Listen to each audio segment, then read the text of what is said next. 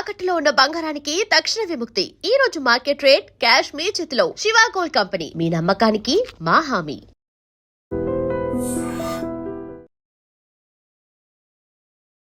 నేపాల్లో జలప్రళయం ముంచెత్తింది. వందలాదిగా ఈ వరదలో పడి కొట్టుకుపోయినటువంటి పరిస్థితి ఉంది. నిన్నటి నుంచి దృశ్యాలు నిజంగా ఒళ్ళు గగురు పరిచే విధంగా ఉన్నాయి. నేపాల్లో వచ్చినటువంటి జలప్రళయానికి కారణం ఏంటి? నేపాల్లో సంభవించినటువంటి ఈ ఆకస్మిక వరదలకు కారణం ఏంటి? ప్రస్తుతం దీని మీద విశ్లేషణలు జరుగుతున్నటువంటి పరిస్థితి ఉంది. అమెరికా జియోలాజికల్ సర్వే క్లియర్గా ఒక విషయం చెప్పింది. ముందేం చెప్పింది?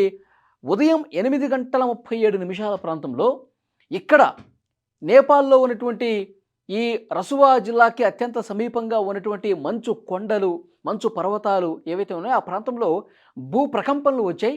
ఉదయం 8:37 సమయంలో ఆ భూ ప్రకంపనల కారణంగా ఇది అక్కడ ఉన్నటువంటి సరస్సులు ఒక్కసారిగా ఉప్పొంగి ప్రవహించి ఓళ్లను ముంచెత్తిందని చెప్పి అన్నది. తర్వాత వెంటనే మళ్ళీ ఇంకొక ప్రకటన చేసింది.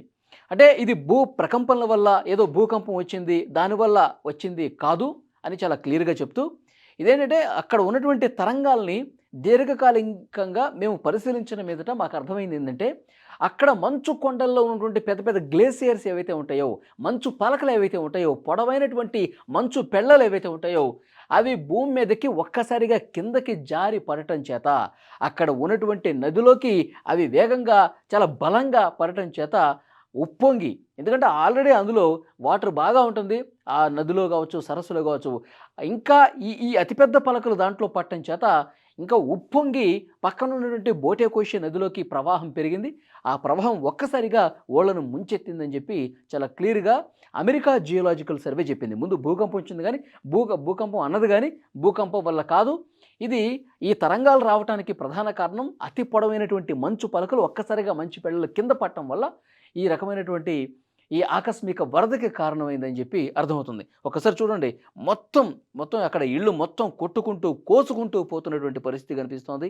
చాలా ఎత్తైనటువంటి ప్రదేశంలో ఉన్నవాళ్ళు ప్రాణాలు దక్కించుకున్నారు కానీ అక్కడ ఇళ్లలో ఉన్నవాళ్ళు, కింద ఉన్నవాళ్ళు, పర్యాటకులు వీళ్ళందరూ కూడా కొట్టుకుపోయినటువంటి పరిస్థితి. ఇప్పటి వరకు మనకు వస్తున్నటువంటి ఇన్ఫర్మేషన్ 157 మంది చనిపోయారు. ఇంకా వందలాదిగా అక్కడ చాలామంది పర్యాటకులు ఉన్నారు, స్థానికులు కూడా ఉన్నారు. వందల మంది ఆ వరదలో కొట్టుకుపోయినటువంటి పరిస్థితి ఉంది. మన భారతీయులే దాదాపు 140 మంది గల్లంతైనట్టుగా తెలుస్తోంది.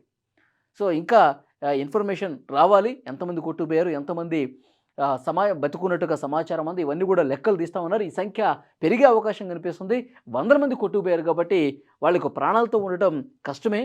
సో అక్కడ ఉన్నటువంటి ఆర్మీ పెద్ద ఎత్తున అక్కడ రెస్క్యూ కూడా చేస్తున్నటువంటి పరిస్థితి. ఇప్పుడు వరద కొద్దిగా తగ్గుముఖం పట్టడం చేత అక్కడ రెస్క్యూ చేస్తున్నారు. ఎందుకంటే ఆ బురదలో కూరుకుపోయి మొత్తం కిందకి కోసుకుంటూ కిందకి వెళ్ళిపోయినటువంటి నేపథ్యంలో ఏ బురదలో ఏ మృతదేహం బయటపడుతుందో అని చెప్పి ఒక ఆందోళన కనిపిస్తోంది. ఆర్మీ అయితే అవిశ్రాంతంగా రెస్క్యూ ఆపరేషన్ చేస్తున్నటువంటి పరిస్థితి ఉంది.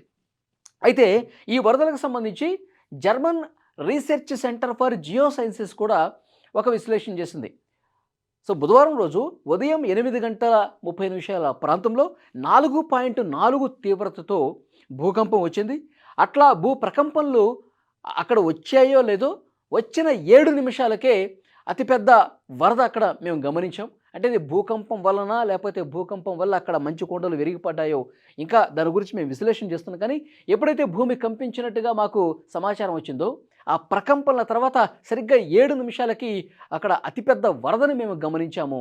ఇది శాటిలైట్స్లో కూడా క్లియర్గా కనిపించిందని చెప్పి German research centre for geosciences చెప్పినటువంటి సిచ్యువేషన్ ఉంది. సో ఏదేమైనప్పటికీ ప్రకంపనల వల్ల అని కొంతమంది, లేదు ఆ మంచు పెళ్ళలు ఏవైతే ఉన్నాయో, ఆ మంచు పలకలు ఏవైతే ఉన్నాయో, గ్లేసియర్స్ చాలా పొడవైనవి, అతిపెద్దవి విరిగి ఒక్కసారిగా బలంగా పట్టడం చేత కింద ఉన్నటువంటి సరస్సుల నదులు ఉప్పొంగి సమీప గ్రామాలని ముంచెత్తిందన్నది కూడా చాలా క్లియర్గా ఇక్కడ అర్థమవుతుంది. ఈ దృశ్యాలు నిన్నటి నుంచి సోషల్ మీడియాలో విపరీతంగా వైరల్ అవుతున్నటువంటి పరిస్థితి ఉంది. ఎందుకంటే అంత భయానకంగా ఒళ్ళు గగురు పొడిచే విధంగా ఆ దృశ్యాలన్నీ కూడా చాలా క్లియర్గా కనిపిస్తూ ఉన్నాయి. మొత్తం బిల్డింగులు, కార్లు కావచ్చు, మనుషులు కావచ్చు, అందరూ కూడా కొట్టుకుపోతున్నారు. కొంతమంది ఇక అది చాలా వేగంగా వరద దూసుకొస్తూ ఉంటే ప్రాణాలు కాపాడటం కోసం ఎత్తైన ప్రాంతం కోసం ఏ విధంగా పరుగులు పెడుతున్నారో కూడా ఆ దృశ్యాలు కూడా మనకు కనిపిస్తూ ఉన్నాయి. సో ఎందుకంటే ప్రాణాలు కాపాడుకోవాలంటే ఉన్న పళంగా ఇళ్ళు వాకిలి అన్నీ కూడా వదిలేసి తాము ఉంటున్నటువంటి ఆ వస్తువులు, విలాసమైన వస్తువులు ఏ ఉన్నా సరే ముందు ప్రాణాలు కాపాడుకోవడం ముఖ్యం. కాబట్టి ఒకవైపు వేగంగా వరద దూసుకుంటూ వస్తుంది, మరోవైపు ప్రాణాలు కాపాడుకోవాలి. ఇక ఈ పక్కన ఉన్నటువంటి కొండల్లోకి మళ్ళీ కొండల ప్రాంతంలోకి వెళ్తే ఎక్కడ మట్టి పేళ్లలో విరిగి పడతాయో, ఎక్కడ కొండ చర్యలు విరిగి పడతాయో అర్థం కానటువంటి ఒక అయోమయ పరిస్థితిలో ప్రాణాలు చేతిలో పెట్టుకొని వాళ్ళందరూ పరుగులు పెట్టినటువంటి పరిస్థితి ఉంది. ప్రస్తుతం ప్రధానమంత్రి అక్కడ బాలన్ షా స్థానికంగా ఉన్నటువంటి ఆర్మీకి ఇన్స్ట్రక్షన్స్ ఇచ్చారు, అధికార యంత్రాంగానికి ఇచ్చారు. రెస్క్యూ ఆపరేషన్ చేసే ప్రతి ఒక్కరు కూడా క్లియర్గా ఇన్స్ట్రక్షన్స్ ఇచ్చినటువంటి పరిస్థితి ఉంది. మరోవైపు భారతదేశం నుంచి కూడా ఎంతమంది పర్యాటకులు అక్కడికి వెళ్ళారు.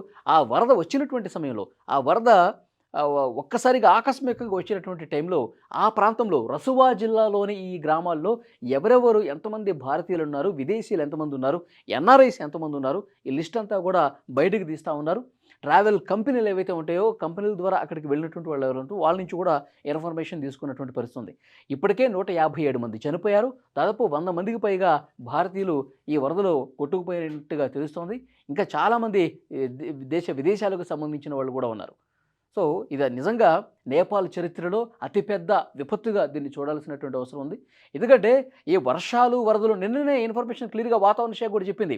ఇది వర్షం వల్ల రాలేదు, పెద్ద వర్షాలు సంభవించి వరదల వల్ల ఇది వచ్చింది కాదు, ఇది కేవలం మంచు కొండల్లో సంభవించినటువంటి ఒక విపత్తు. మంచు పెళ్ళలు పెద్ద ఎత్తున విరిగిపట్టడం చేత, సరస్సులు నదులు ఉప్పొంగటం చేత, బోటేకోష్ అనేది ఉగ్రరూపం దాల్చటం చేత ఆకస్మికంగా ఉన్నపళంగా వచ్చినటువంటి వరద అని చెప్పి చాలా క్లియర్గా అర్థమవుతుంది. కాబట్టి ఇట్లా పర్యాటక ప్రాంతాలకు వెళ్ళినప్పుడు అనుక్షణం అప్రమత్తంగా ఉండాల్సినటువంటి అవసరం అయితే చాలా క్లియర్గా కనిపిస్తుంది.